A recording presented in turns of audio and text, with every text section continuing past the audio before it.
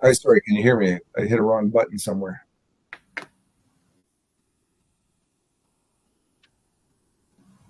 Okay, great. Thanks, Praveen. Okay, we'll get started.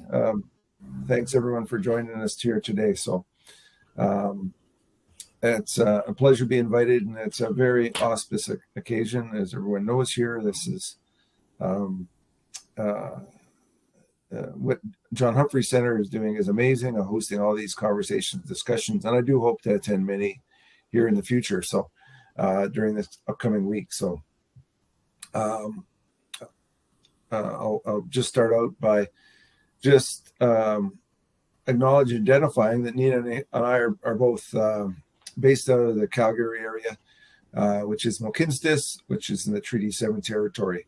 We're bound by, we're surrounded and lightly surrounded by our neighbors in Siksika, Piikani, Stoney Nakoda, Kainai, Tsuut'ina, and of course the Métis region that are that make up many Alberta, the nations here in the many parts of Alberta. So it's a pleasure being here today. My name is Cam Stewart. My Blackfoot name is Mikostahpinukum, and we are delighted to spend some time with you this afternoon. So all my relations, and by all means, feel free to ask us any questions during the presentations. We've got a short PowerPoint, but we do hope it open up for questions and engage you in the important matter of hate crime and incidents in our province. So I'm going to just let Nina introduce herself really quickly. Hi, everyone. So I'm Nina Saini. I'm the Executive Director of what was the Alberta Hate Crime Committee and now is StopHateAB. Yeah, I'm really happy to be here today. As Cam had mentioned, we're both on Treaty 7 lands presently, and really looking forward to the conversation today. Yeah, so we'll just start on the first slide there, Nina, I think, and the next one. So yeah, so I've got to get used to it because we just officially launched our new name, and it will take a bit of time to see our social media accounts and our website change. So, the Alberta Hate Crime Committee, it has been over 20 years in our province, and it is a provincial-wide collaboration between government, law enforcement, community partners, individuals to help raise awareness related to hate crimes and incidents in our province. The vision is to foster an environment where Albertans live in an inclusive, safe, and hate-free in our community.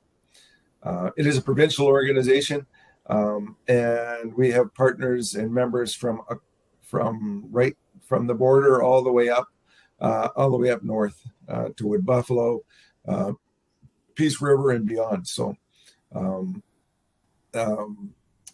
Our vision is promoting awareness and issues related to crimes and incidents motivated by hate, and addressing the needs of hate crime victims, and enhancing government community response to crimes and incidents motivated by hate.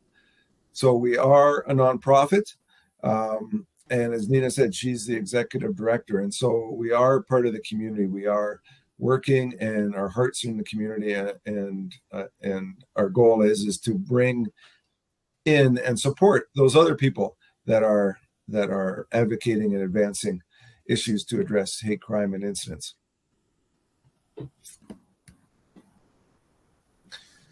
So this is always something that I'm sure you've heard before if you've ever been a part of conversations about hate crimes and incidents, and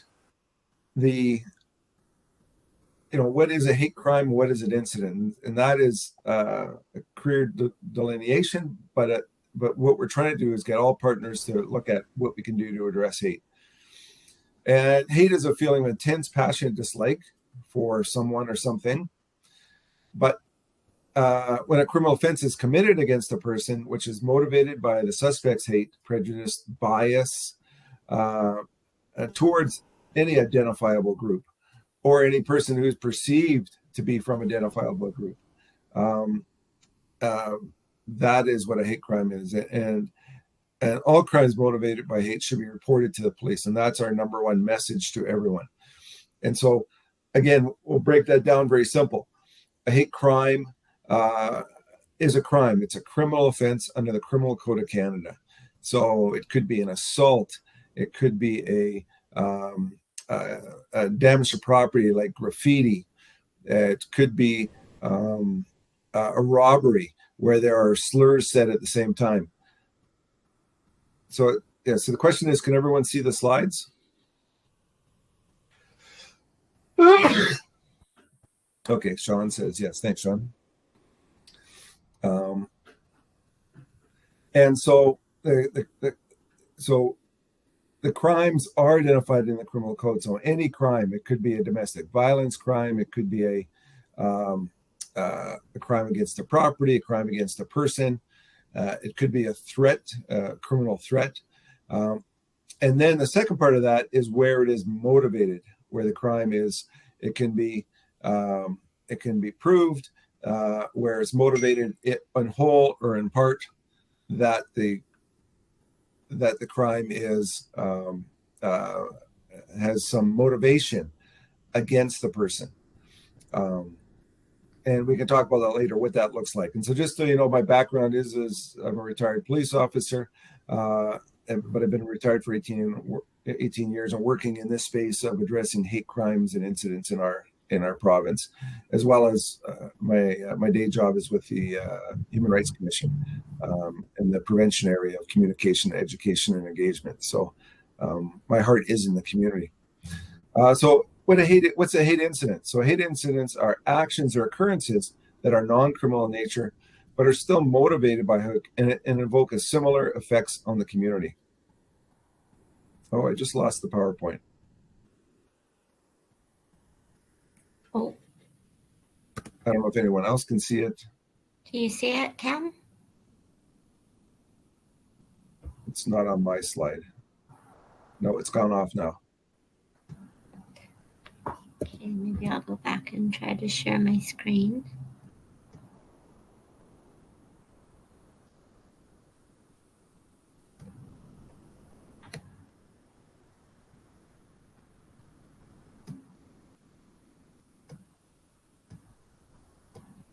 Can you see it now, Cam? I see a Google account shared, but not the actual. Not the presentation.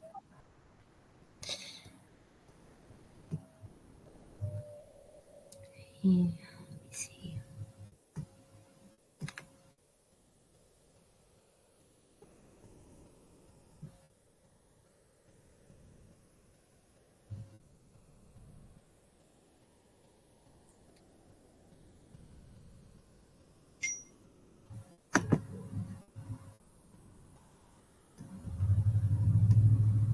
How about now? Yeah, now we can. Yep. Okay. Yep. Okay. So the issue with hate incidents, as well as hate crimes, is we know they often go undocumented. Oops, can you go back the slide? Yeah. There you go. Yeah, thanks. They then go undocumented and reported. And so I'm a big fan, and again, I've been doing this for over 25 years. It's really important that we document these, and we report them to the local law enforcement, but as well as StopHateAB. And the reason is that if we don't document these incidents and crimes, we don't have the stats, we don't have the data to put resources behind it. If you're not phoning the police, contacting, reporting to online, reporting to your community, if they're not reported, then we do not have the data to actually show the needs of the community to develop programs, to ask for resources from different orders of government. And so it's really hard to do that. It's also hard, to look at what we can do to address victims' safety and community safety, what we can do to support not just the proactive, what happens before, and how we build resiliency in our communities, how we also help frontline staff, whether it's police, human rights commissions, or other organizations to address hate when we hear it in community. But last but not least, how do we support the victims and the communities, the feeling? We know that when the problem with hate crimes is that, and the issue with them is that attack against one is an attack against a community. And when communities hear that a Punjabi man or a group of men over many occurrences get their turbans hit off or stolen, it creates fear in the community. They don't want to go out. When we hear of Muslim women getting, like what happened in Edmonton, getting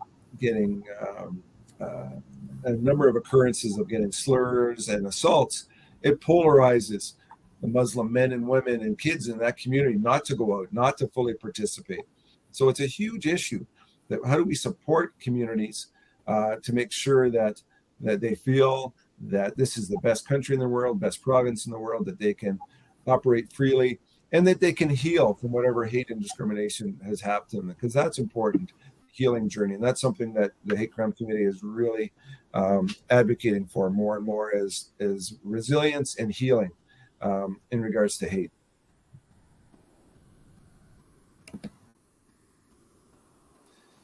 And so we've had for a number of years, we have a StopHateAB. It's an online reporting tool for documenting hate, and people can go on it. And we don't track it. We don't track who.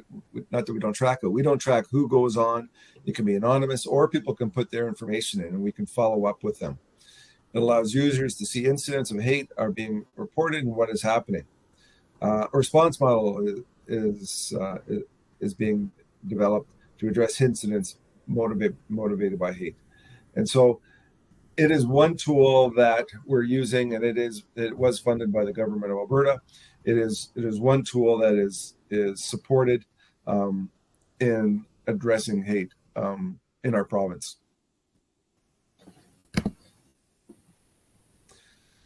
So hate crimes under the criminal code, specifically there are these hate crimes that are actually identified in the criminal code, such things as advocating genocide, public incitement of hatred, willful promotion of hatred. There's also mischief and hatred related to religious properties. And most importantly, where we see that principles of addressing hate applied are in the sentencing principles in 718 of the criminal code. And what happens there, and this is probably where community police and prosecutors have the most impact, is that when any crime is brought before the Crown, brought before the court, that in sentencing, the Crown prosecutor can ask for an additional sentence, or an increased sentence actually, to what they would normally give. And so I equate this from my work in policing. So if you commit a robbery, but you do it with a mask and a gun, there's case law that says there'll be a higher sentence applied to it. Very similar here. If you committed an assault, but during that assault you had racially impactful slurs, well, then they can apply the 718 and ask for a higher sentence. And so that is something that is, again, it's being done across the country, and it's being done very successfully. And last year, the government of Alberta actually sent a memo and a directive to all prosecutors that they were to prosecute hate crimes to the best of their abilities and apply these sentencing principles to hate crimes. And so you can actually see there's very few actually hate crime sections, but the one that gets used more is this applying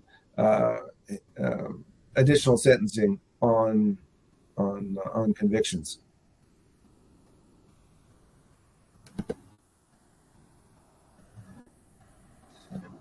So I talked before, why does this matter? And it's because when crime motivated by hate happens, it hurts not only the victim, but the entire community. and they are more than just an individual crime. They are message crimes. And again, I want that to be out there. And the perpetrators know that. The perpetrators, whether it's a a gang that wears swastikas and white nationalists, or any kind of an organization that is trying to talk about white rights and white supremacy, or whether it's an individual, they know that when they attack or do an offense against a mosque, a synagogue, a temple, when they post things on bus shelters, they know they're sending a message. They're sending messages of hate and fear. And so that's why it's important, is that it is not just the one-off. It's just not that one-off offense that happens. It is the ripple effect and the polarization it has in our communities in Canada. And we're seeing that right now play out right now with the hate against either Jewish or Muslim people in our community because of the Palestinian conflict. We're seeing individuals not feeling comfortable going to their place of worship, going to school, wearing their head coverings, and because these message crimes have filtered into the community, and so the impact on the victim is there's a desire to stick with one own group to gain that access for acceptance, understanding, and of course security. There's acute shock, disbelief, identity crisis, guilt, PTSD, and PTSD would happen because maybe this is not the first time. Maybe this brings them back to their country of origin, and it re-traumatizes them. Mental and physical health issues as well. The victim is traumatized and terrorized, sense of betrayal, fear of repeated attack, and heightened security awareness. Their trauma is exacerbated by insensitivity of the police, the system, the media, community, prosecutors, and even judges. And there's an anger and desire for revenge and retaliation, and fear and distrust of members of offending groups. The impact of the community, as I mentioned, it creates a community-wide unrest and fear, and that community goes beyond geographic boundaries. As we've seen, if there's a hate crime in Montreal, our citizens feel it in Alberta. Victims feel frustrated and powerless. Incidents can escalate and prompt retaliatory actions. Normalization leads to underreporting, and that's something that I mentioned before, is that we know it's underreported, and stats show, like similar domestic violence complaints that people know well of, less than 5 or 10% of hate crimes actually get reported. Security at schools, faith institutions, and homes may increase. Community polarizations and us versus them mentality, loss of trust in the policing system, and others in victims' community may feel victimized and vulnerable. I'm going to pass this over to Nina and talk about the research we did and published this year on this issue. For sure. Thanks, Cam. Can you see me at all? Yep. Oh, you can. Okay. So StopHateAB conducted some research between 2019 and 2022, and it was the victimized community perceptions of hate crimes and incidences. So these are communities that were specifically targeted and had experienced some form of hate. This is from racialized communities to 2S LGBTQ+, people based on faith and religion, disabilities, Indigenous, from lower socioeconomic statuses. So the intersectionality of the participants was quite vast. So there was 21 focus groups that were conducted across Alberta within 11 communities. So the focus groups did vary in terms of being in one region and having different intersectional organizations hold a focus group with their participants for the research. And it was done between November and December of 2022, but the research itself was for communities that were targeted between 2019 and 2022. So the highest incidents were based on race and ethnicity. This was particular to larger urban centers. And then it was 2S LGBTQIA+, and then following with religion, lower socioeconomic status, people with disabilities, and then people with homelessness. This, again, isn't necessarily the complete perspective, because we also know that there are certain barriers for especially people with homelessness not being able to report or having mechanisms to report, having lower levels of trust to report with police. So we do have to look from the perspective of those who feel safe to be able to report. One of the findings that was kind of interesting was that most people didn't know the difference between hate crimes and hate-motivated incidences, which is kind of what Cam was speaking to earlier about the criminal code, and knowing that that doesn't necessarily translate to targeted attempts. And maybe, Cam, you want to share a little bit about some of the barriers to why the criminal code isn't able to be applied to a lot of incidences. Cam? Oh gosh. Can you guys hear me?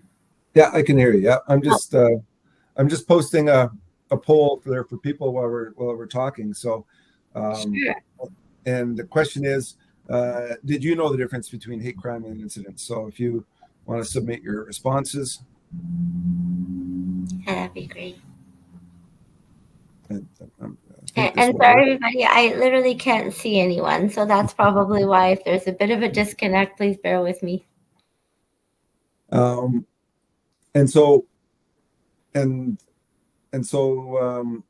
sorry, I was just, can you repeat that question again, Nina? Oh, yeah. No, I was just talking about how people don't know the difference between hate crimes and hate-motivated incidences, but also that there are so many barriers to why something can be applied criminally, that there is often a lot of incidences that can't really be or isn't applied to the judicial system. So I didn't know if you wanted to share a little bit about what some of those reasons and barriers are for people who do report, and what some of those barriers might be. Yeah, and the issue is, in some ways, it's pretty simple. One is the community or the victims don't understand the difference, and so they don't understand the difference.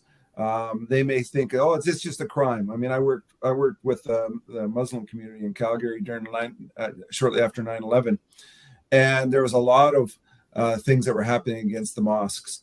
And number one is, they thought that it was just another crime, and they didn't want to let it go. They didn't see it as a hate crime, or they didn't want to talk about it as a hate crime.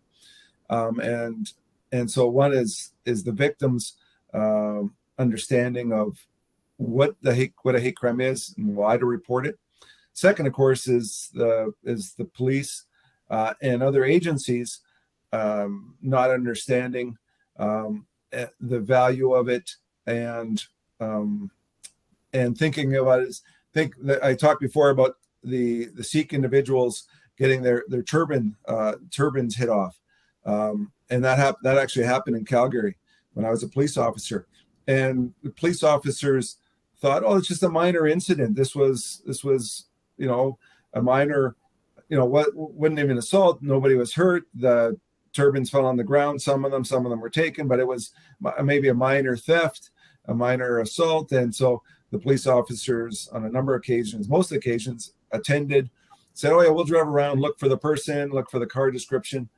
And they drove away. They didn't even submit a report.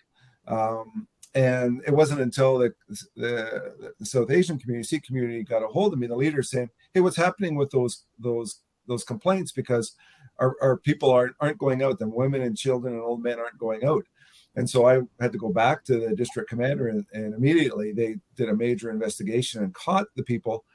And it was a young group, a gang that this was their initiation ritual to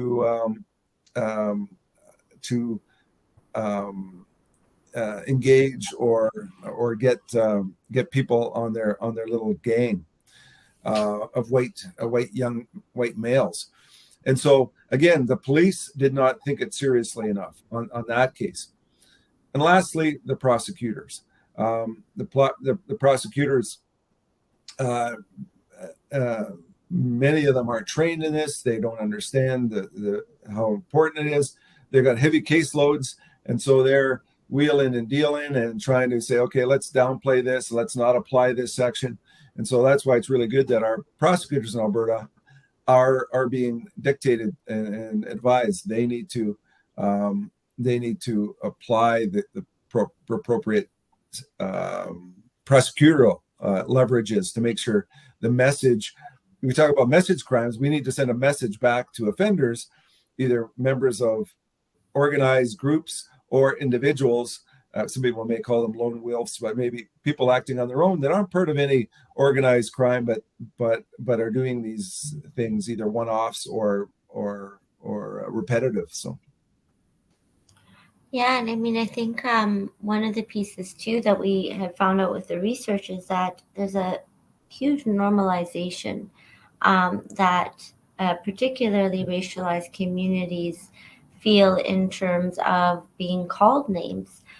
So one of the greatest, as we can see here, one of the greatest, I guess, targeted hate was through verbal abuse, negative insults, public displays of hate, vandalizing worship, places of worship, general misbehaving and assault, and that they're affected by negative slurs.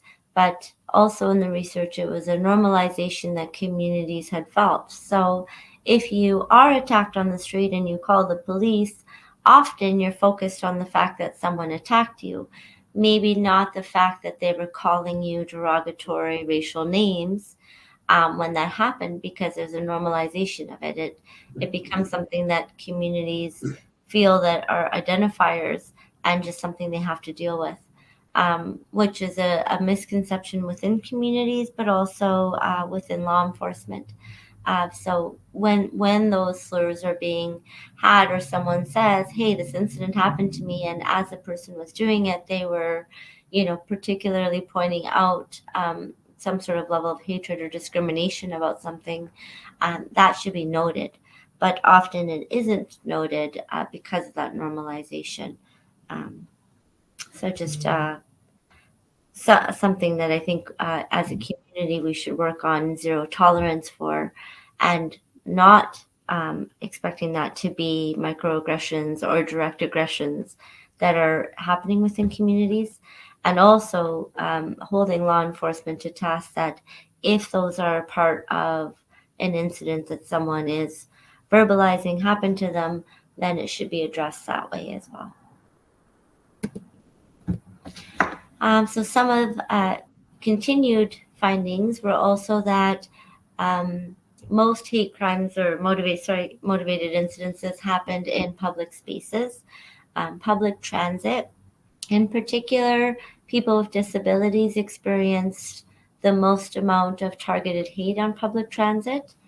And then online and social media affecting communities deeply, which we know has been kind of a controversial piece of conversation on what is the freedom of expression and being able to share versus harming communities.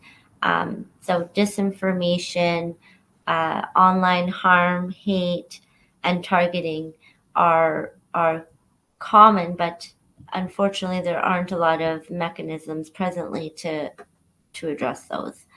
Other places that were identified were schools, places of worship, businesses, and the healthcare system. So we are looking at things from a peer-to-peer level, targeted based on religiosity, identified through a business, which is an access point, and the healthcare system, which is service providers. So something we definitely need to keep in mind when we're looking at systemic change, and the different varying levels of change that can be elicited and targeted for policy change even as well. So the most amount of targeted hate and perceived by participants were by strangers, work colleagues, and law enforcement. I mean, this really kind of gives a gamut of a person's experience in life. There are some of the mechanisms or issues when a hate-motivated incident happens, is there is a lot of fear between different communities, so particularly in a work environment. So even though we have Alberta labor laws and things like that, especially newcomers communities may not be aware of them, or they are fearful of their immigration status if they were to challenge something. So there's also a lot of exploitation that can be paired with hate. Law enforcement is just through the study, it was just a lack of trust, feeling that they had been targeted by law enforcement previously, potentially, or they weren't taken seriously when they had made a complaint, bringing the hate aspect into the attack. So the majority of participants had said that it was white men, people from diverse ethnic backgrounds and religious groups that were the highest in targeting them. Most participants had said that they did not report hate crimes. Over 50% that had noted that they had a negative experience during the process.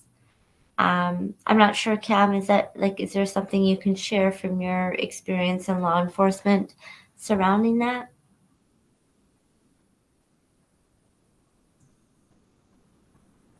Yeah, and so sorry, I was just going to answer a question from someone. So what was your question again? Sorry. Oh, just like that, most participants said that they did not report, but of the ones that did, over 50% had noted that they had a bad experience or a negative experience during the process. I didn't know, with your experience in law enforcement, if you could share potentially what some of these reporters would have experienced or how they may have felt. Yeah, and yeah, so and it does cause additional trauma to the victims, and you know, I've in my research and work in the community, I have had people go to the police station and to make a report and turned away. I have had them, an Indigenous person, go to go to make a complaint and being treated more like an offender than a victim. And in those two cases, I actually they were by RCMP officers. I actually contacted the hate crime and diversity coordinator out of K Division, and immediately they went and talked to those people, or there was appropriate service given to the reporter and the victim of the hate crime or incidents. And so, but again, it was, you know, talking to the people who went through that, they felt re-victimized, like whether or not the case went through, whether or not there was, again, putting any case together is sometimes difficult. But just not getting the right service at the front end just causes people not to want to go back. And again, that was a number of years ago, and I know that all of the police departments in our province have brought their A game to this issue and are working on it very proactively. Okay, yeah. Thank you for sharing that. Well, I was just going to say here, one of the people online here actually talked about that as someone who's reported a crime and also had negative experience with the police. It was evident more training was required. And that's one thing that we're doing. We actually have one of our members who coordinates a subcommittee, the police subcommittee, and is developing training with, he started with EPS, but we are going to be putting and working towards training across the province and supporting, whether it's, um, you know, civilians doing the training or police officers giving them the proper advice and evidence to do the training. Training is important, but as we know, it's not the panacea. It's important that they understand their role in this process, and their role if they don't do it right.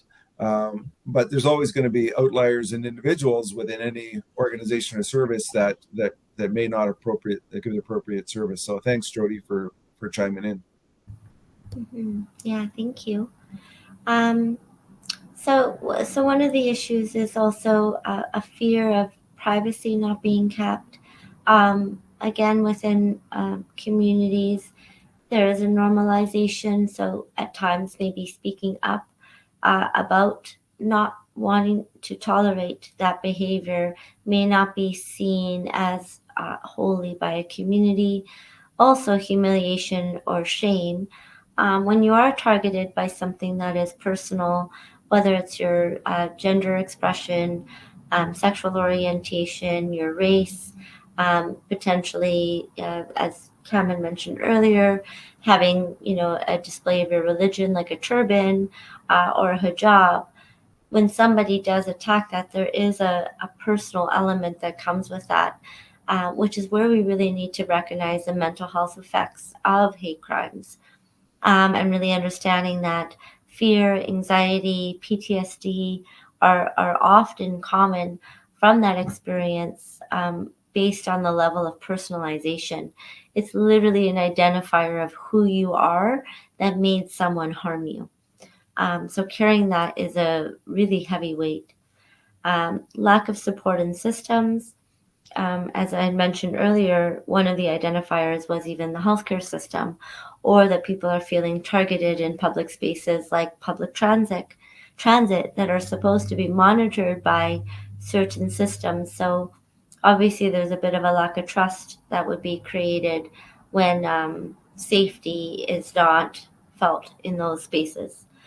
Scared of law enforcement, again, racialized communities in particular, or to us LGBTQ plus us communities, have often felt targeted by law enforcement, which then to go report a crime and based on hate can be challenging. And again, the normalization of hate crimes and incidences. So whether it's feeling internalized discrimination, um, a level of self-justification to why you are targeted based on your difference. All these things come into play. Okay. So we do want to kind of give an open invitation to speak about what some of these findings are, and any kind of thoughts or feelings, or maybe how they apply to your communities, or do you feel that maybe these findings wouldn't apply? So we just kind of want to open the floor there for a minute.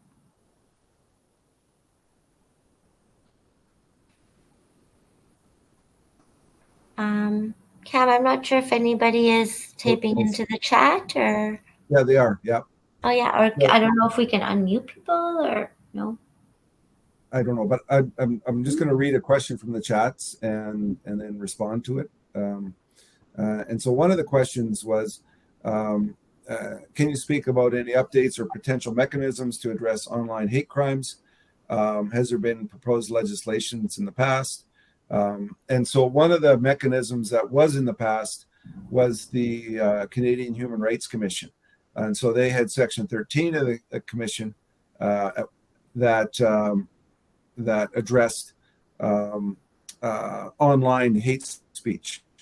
And it is being back on the ticket, and so I don't know where it is in legislation. It is something that we sorely miss, and there were a lot of successful, I won't say prosecutions, but people addressed hate, online hate and hate speech, and it allowed some remedies through the Canadian Human Rights Act. There was also there was also right now within the government of Canada um, looking at changes to the criminal code that would create opportunities for peace bonds to prevent hate propaganda and online hate. And so there are a number of things, and a number of governments, including or a number of parties, including the NDP, have actually brought forward platforms, and I'm talking about the federal NDP, brought forward platforms and suggestions for better legislation or different legislation in regards to addressing hate. So I know that it is on a lot of people's agenda. And then there's also like the training of prosecutors, right? I think that's kind of happening in the last couple of years of really trying to help prosecutors understand how to apply hate crimes to convictions. Yeah, and so I'll just go through a couple more questions. So somebody's got a question here: is religion a good word to use, or is faith better? And I think in a lot of cases it's interchangeable, but even faith does not address it. For instance, spirituality and things like that. So again, I think religion is in the criminal code and in human rights legislation, but there is case laws and precedents that say you can use them interchangeably. Again, I like the word spirituality because it covers people like Indigenous people, people that are as some people say, that they don't belong to a religion, but they believe in God or in a higher being. So that's my personal preference, to use something like that. Yeah, I think me as well. I think people can self-identify. There can be a lot of pride with identifying for people with a religion. At times, it's the faith that's a conviction for somebody, and being driven by that, and spirituality as well. So I think having all three open for people's self-identification, and knowing that any harm to any variation of that it is intolerable. Right. And somebody here, Parveen's put in here, she's our moderator, by the way. Thanks, Parveen. That creed is also used in other provinces as well as an interchangeable term. So, so that's it's good to know that the different terms that are used in different legislations, different areas. Because I know people are joining here from across Canada. Another participant has a question: how do you prove microaggression? Is it a hate crime or a hate motivated incident, or neither? And I would say if it's not a crime, it would be an incident. And so we do encourage people to report those things because they are very impactful. And I wanted to add one more thing to the mix, and sometimes it's a confusing mix. But I did mention about what the Canadian Human Rights Commission is doing within their legislation. Most provincial legislations and the federal Canadian Human Rights Act do address hate and discrimination, but they are very limited to those things that are happening either in the workplace, in service. So if you're getting service, for instance, if you're getting service from police or service from the store. And lastly, they look at hate and racism discrimination towards tenancy, if you're trying to rent or if they're being evicted because of one of the identifiable grounds. And so there is those mechanisms to address hate or bias motivated actions. In most recent, I know Nina, you talked about the police being possibly one of the perpetrators in regards to hate crimes or incidents in recent, the Edmonton Police Service was found to be discriminatory in its service when two citizens, Black Sudanese citizens, were pepper sprayed. And that case just came out this year, and so there is that tool that people can use if they see if they want to report. Again, when you go, say, to a police service, or if you go to if it's in regards to a policing, you could do internally within those police departments. But one of the options as well is to go to your respective human rights legislation and commissions. I'll get you to answer this one, Nina, because Sure. you can talk about our most recent project. Do you think bystander training would be helpful? Yeah, so we definitely find it would be helpful because we just kind of embarked on a journey where we had 26 facilitators across the province being trained on bystander, upstander training. And it was the ART program, so active response to hate incidences and witnessing them.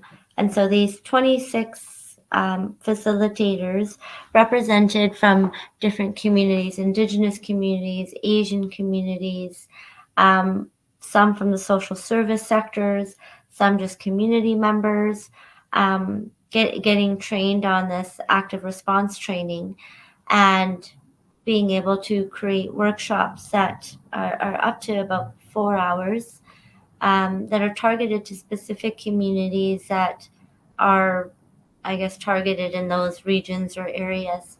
So we kind of just embarked on this journey, and we've done 10 sessions across the province. So Fort McMurray, Lethbridge, Edmonton, Calgary, Grand Prairie, Peace River, Medicine Hat, so all across the province. And we're hoping to continue more training of potentially another at least facilitated 10 sessions. And all the rights for the facilitators, they actually become certified through the training channel that we had used. So with that certification, they can continue to train in their communities and kind of alter and shift the bystander training to whatever incidences are happening.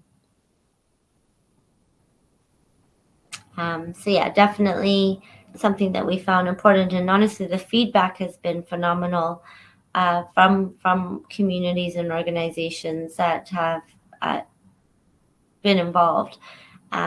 Being an active witness to something and not knowing how to actively respond to it is a really challenging position to be in. So this training is really essential on being able to be responsive to hate. Yeah, and I think it's important. I think it's, and from my own aspect of doing this, I took this training years ago, and it it's based on the research and Dr. Ichiyumi from UBC, and it's really important. It was really valuable for me to learn how to safely, respond to, address, even as somebody here talked about, microaggressions, and how to do it in a way that can might put people on their heels, but also might just start a good conversation, might just address it, and more importantly than that, it's about providing support for that victim, to be that, if you're the bystander, what you can do to support. And I've done that myself after taking this training. There was an incident where I was in a 7-Eleven, and this intoxicated man was having some slurs and was treating the teller with disrespect. And so it wasn't a safe place for me to intervene. Anything I would have said would have gone over this person's head because of their inebriation. And so it was my best at that position at that time was to stand close, make sure that there was no violence, and dissuade that person from continuing. And then as soon as that person left, I said, you know what, that person's an idiot. We're here for you. We're not all like that to this newcomer. And I was able to have that conversation. So I think it is good to give all Albertans and Canadians the tools to address hate and racism when we see it. So For sure. I'm not sure. Are there any other comments, or should I move to the next slide, Ken? yeah, there's a couple here. I'm just going to have a quick look here. One's about the Alberta Human Rights Commission have an obligation to look at all key evidence in a hate crime. And so, number one, that the Alberta Human Rights Commission has no authority or position in regards to criminal offenses.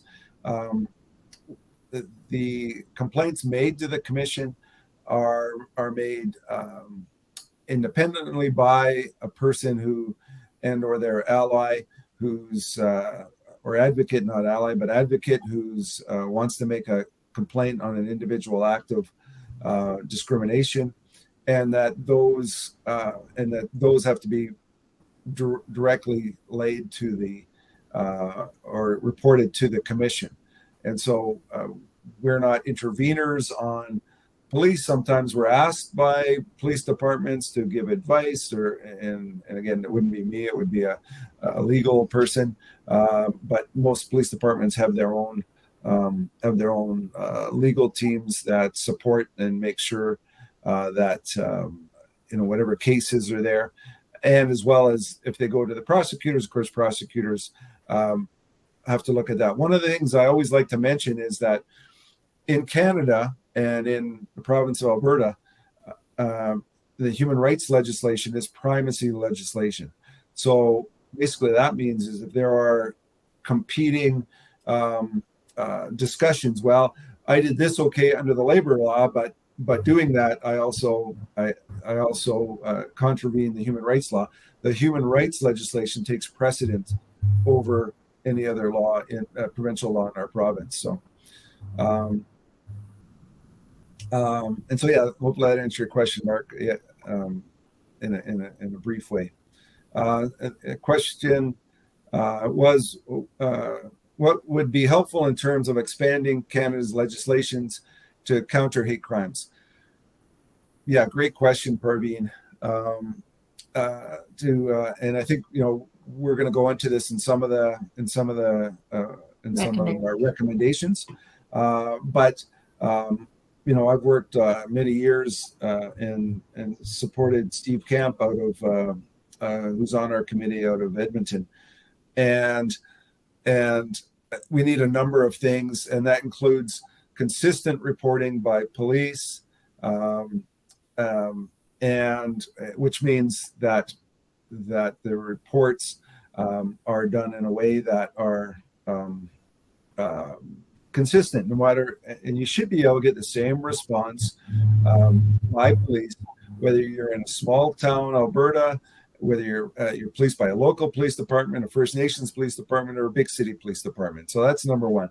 The other thing is as I talked before, some jurisdictions have hate crime legislation that actually is in their criminal codes. So we've always been a proponent of saying that there should be an actually hate crime components to certain offenses. So in other words, assault section. So you're charged with assault /line / with hate crime. So it's a subsection of the assault section within the federal legislation, criminal code. Same thing, damage to property / where hate or bias is a factor, where then it's actually there as legislation. The advantage of that, then we can better actually track hate crimes. We can actually, because then it's actually check on the that an officer would have to put in the box. Then we could actually track hate crimes suspected or committed in regards to those sections. And right now we don't. And so again, looking at stats, number one, we could actually have convictions and charges where offenders are found to be consistently committing these things, which then ups the ante towards investigation and prosecution. But number two, the data that we could have, that Stats Canada could give it when the police departments all send their data, makes it a lot stronger, brings stronger evidence to what's happening in our province. So I'm going to ask you to answer this one here, Nina. What kind of work is being done regarding upstream approaches and basically in prevention of hate? Right. So I do think that the kind of, bystander piece, I guess that is reactionary, but there is a lot of public education and awareness that we know is important. So we're actually planning to do a campaign in likely the spring, summer. And one of the reasons for the campaign is, for instance, like we said, over 50% of participants did not know the difference, or majority, of participants didn't know the difference between hate crimes or incidences. So there's a lot of unidentified incidences that are happening, and it's purely not identified because of a lack of knowledge and recognition that is hate motivated. So things like having a campaign, providing statistics in communities. Often people have that perception that things aren't happening in where they live. So being able to provide stats of how prevalent it may be and not recognized kind of activates a conscientiousness towards hate and hate-motivated incidences in communities. So I think those are kind of some of the upstreaming. Also, like in schools, there is a lot of work being done around disinformation and online hate and online bullying and cyberbullying. So really bringing in that aspect of knowing that there's different conduits of perpetrating hate, and really educating communities, youth on that, and being able to recognize it. I hope that answers the question. Yep, thanks, Nina. Why don't we go on to the next slide? Sure. Okay, so now we're going to talk about some of the recommendations. One of the important pieces of this section is that this was community informed. So communities that were targeted by hate and experienced hate, these are the top recommendations that they had in order to either feel better supported after being victimized or preventatively. So improve education and representation, justice sector training in hate crimes, bias and equity, diversity and inclusion. So what Cam was kind of talking about just a bit ago about the Alberta Hate Crimes Committee subcommittee, that's the police task force, and really looking at what training is happening, who is it who's being trained within law enforcement. We talked a little bit about prosecutors being trained more in hate crimes and how to prosecute that. So those were all recommendations from the community. Public education and training on hate crimes. So that was what I was just speaking to, is that most communities are very honest about the fact that they don't really know how to identify a hate crime or even a motivated incident, which again goes back to a lot of the normalization that communities feel towards not being included or being harmed. Increase in community input, oversight, and trust. So support collaborative efforts in the community. Somebody from a racialized community who's targeted by hate, likely there's another racialized community that's going to be targeted by hate, often from the same offender or perpetrator. So really being able to co-learn and co-support communities and not find it a siloed reality, and knowing that something like hate crimes or hate motivated incidences do transfer to multiple communities that are identified as different. So having different communities support one another can be a really empowering piece and a really strong stance against perpetration of hate. So encourage and increase community hate crime community navigators. So this is also one of the things that a lot of, I think, the focus group outcomes had said is that communities don't know how to respond, but yet often there's a self-soothing mechanism that has to happen with hate crimes when it does happen to a community. And there isn't necessarily that expertise, and that there is needed concerted support that is required to help navigate. Do you go to Alberta Labor Law? Do you go to the Alberta Human Rights Commission? Is it a crime? Do you report it to police? Not everybody who's targeted has those answers. They're just targeted. So communities saying that they really need to be supported in avenues of understanding where and what can be done about it was a very important piece as well.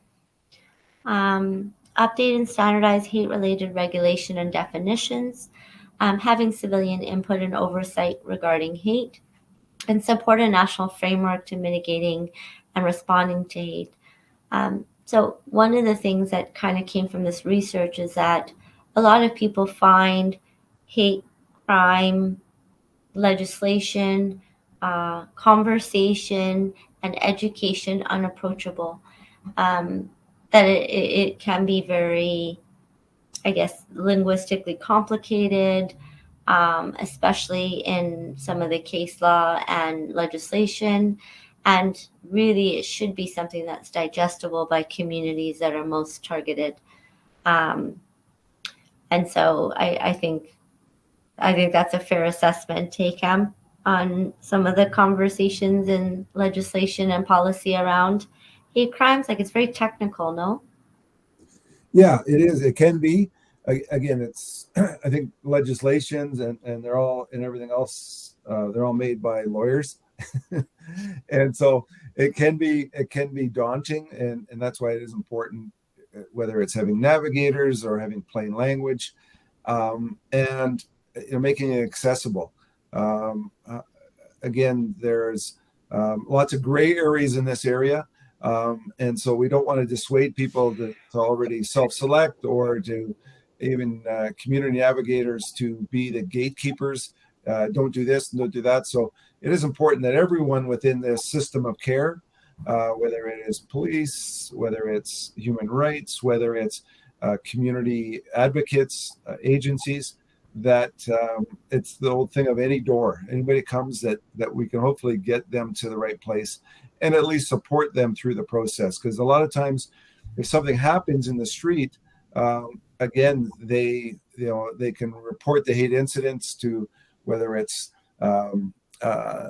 us or a law enforcement agency. But at the end of the day, they've still been victimized. They still need support through the process. They still need healing, and to get back to their normal. Yeah.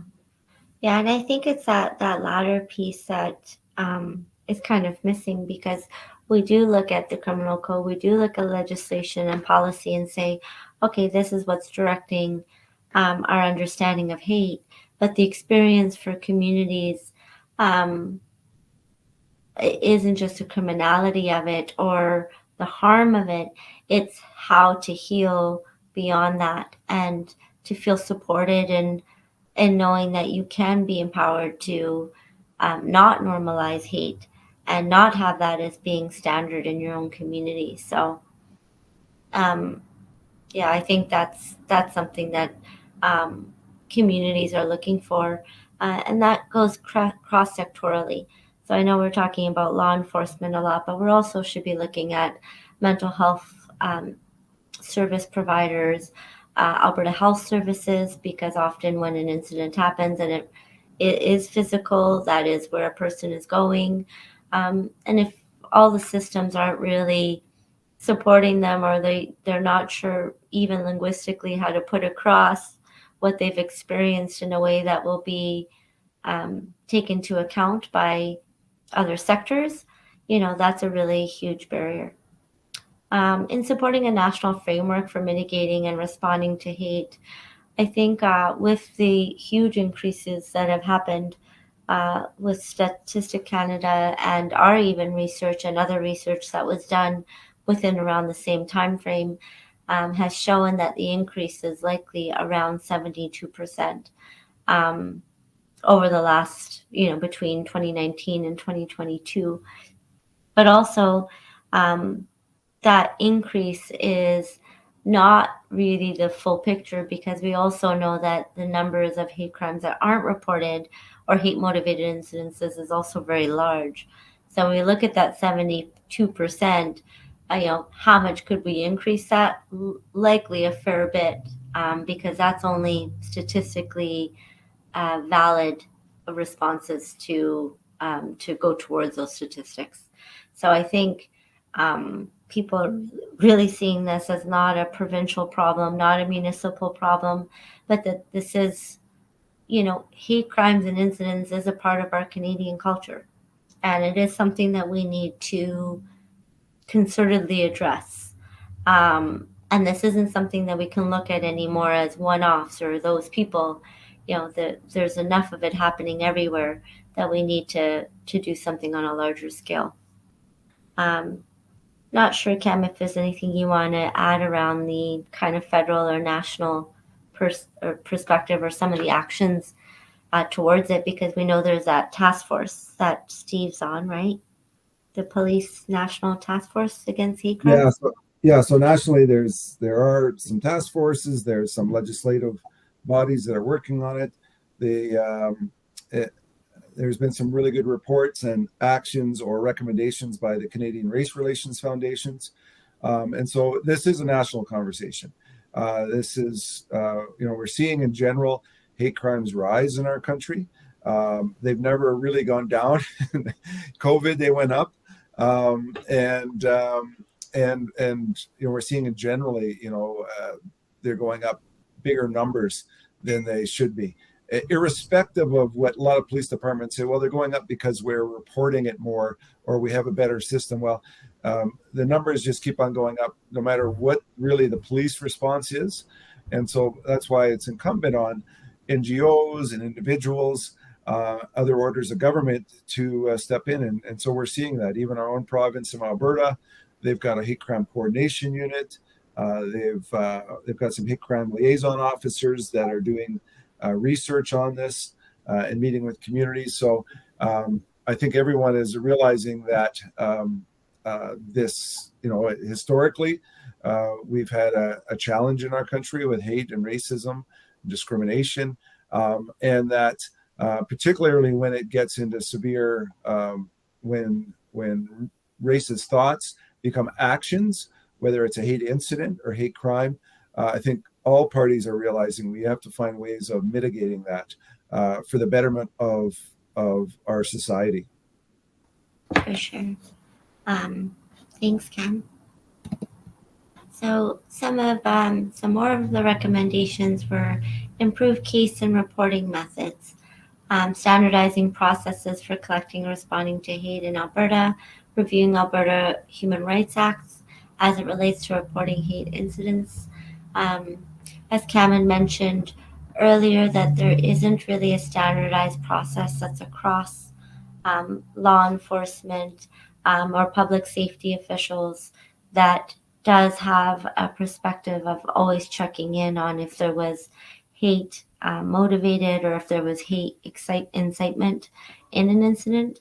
And so I think the subjectivity of whether hate is being addressed within incidences or crimes is a question by communities that are targeted, because that's too subjective, and it can just be based on, do you have a good officer that showed up, or does your prosecutor know more about hate law? Does your judge know previous precedents? Is that something that's been a part of their repertoire? All those things can change people's experience. And I think that level of subjectivity or unstandardized processes has shown a negative effect on communities that have expressed that they've experienced hate. So one of the others is increased law enforcement and community capacity to mitigate hate. Additional resources for responding, mapping, tracking, and preventing hate. Support for victims of hate, including mental health. So the responding, mapping, and tracking of hate incidences and such, that's something that StopHateAB, our organization, does have. And one of those important pieces is, again, to show that it's active for people to know what types of hate. So through this research, whether it was large urban centers, medium centers, or small rural communities, the targeted hate communities did change. So in rural communities, often there is a lack of diversity and maybe not as many racialized people, but actually the 2S LGBTQIA plus community was the most targeted in rural communities versus racialized people in urban centers.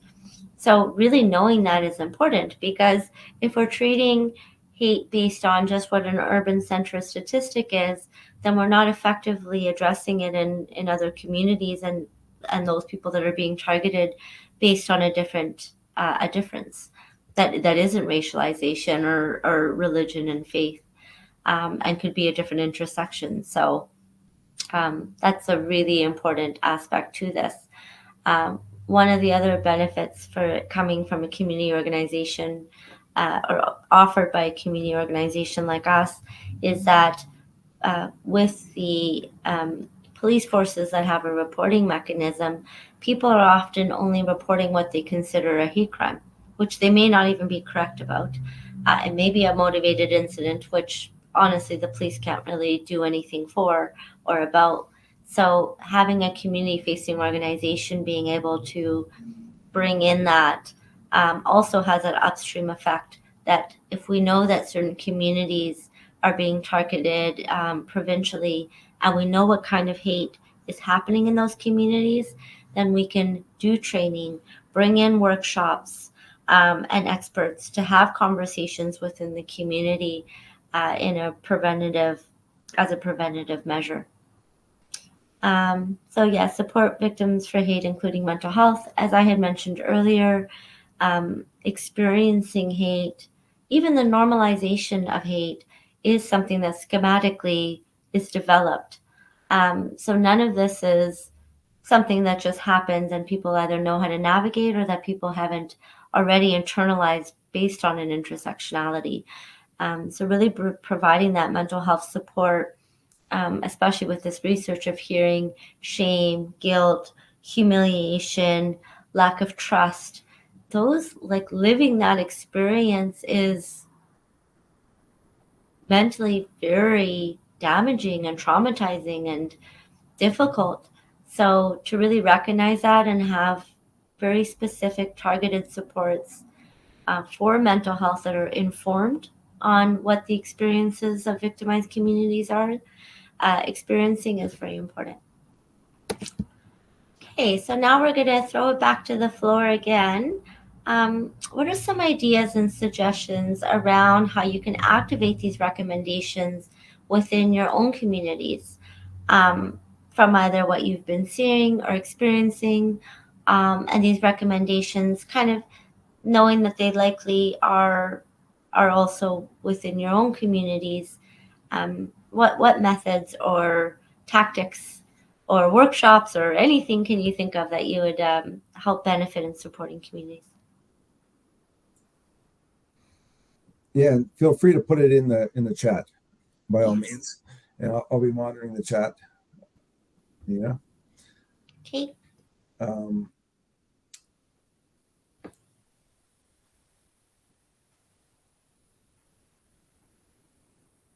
So I know, like, one of the things we had talked about is that bystander art active response training being really, really useful with a lot of communities. going that they see it, they hear it, they know it, but they just don't know what to do about it. So I think for us, that's been a really powerful tool. Yeah, I don't see any questions. Do you want to maybe just go down the last couple slides? And yeah, I think that's actually, I think that's it. So if anybody has any questions for us or wants to share anything, this would be a great opportunity.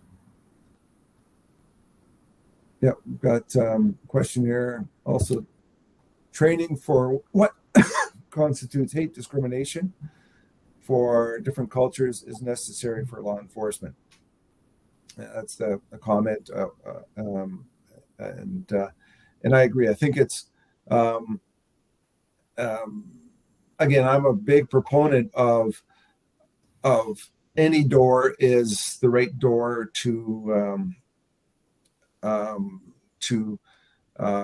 report or to address it. You can maybe stop sharing if you want, Nina. Yeah, I'm trying to figure out how to stop sharing. Okay, sorry, go ahead in the meantime. Yeah, so I think it's really important that, in my view and the view of the committee, is that, and that's why we have a partnership. So the Hate Crime Committee is made up of law enforcement, government of Alberta, the federal government, as well as individuals that are interested in this, because I think it's important we all hear each other. We hear what's working, what's not, because it's ideally if somebody, again, it's that whole thing, whatever the incident. I mean, hate crime is no different than the complicated issues of homelessness, poverty. Those are all complicated issues, and that's why you see those organizations convening and collaborating and trying to address it. And they all use the hub model or the any door system, is that anyone comes into the system with a question or an inquiry, that they should get service and or direction to what is the right resolution to their problem. And I think that is really important for law enforcement or for anyone in the system. And that's why this bystander training is good, so that individuals in their community, they have the direct resource and knowledge. Power is knowledge. So we shouldn't leave the knowledge and the power just in the policemen or in the government. Individuals, advocates, brokers in the different systems, they should all have knowledge in regards to this issue. We have a question here from a healthcare context. It may be helpful training for ER staff and educating patients with bystander training. What do you think, Mia? Yeah, and actually our training hasn't just been community facing. We've also had organizations like the Family Community Support Services of Peace River, and even in Red Deer, an organization that said, hey, we need this for capacity building with our staff in order to be responsive. We know we've moved beyond the point of cultural competency to now being culturally to cultural humility, and that is training, that is bedside manners, that is really having to be mindful of how different communities are being supported by different professionals, including healthcare, not just looking at law enforcement, but knowing that this especially microaggressions, prejudice, and biases are likely going to be presented in any situation where someone's being supported and different. So, I think that's a really important piece.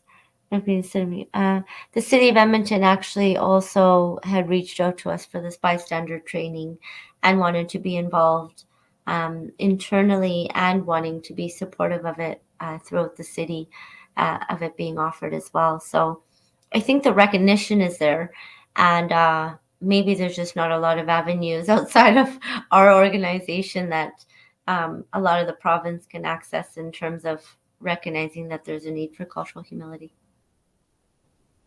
Yeah, and just so you know, again, the concept of bystander training is not new. Like I say, it dates back maybe 2 decades.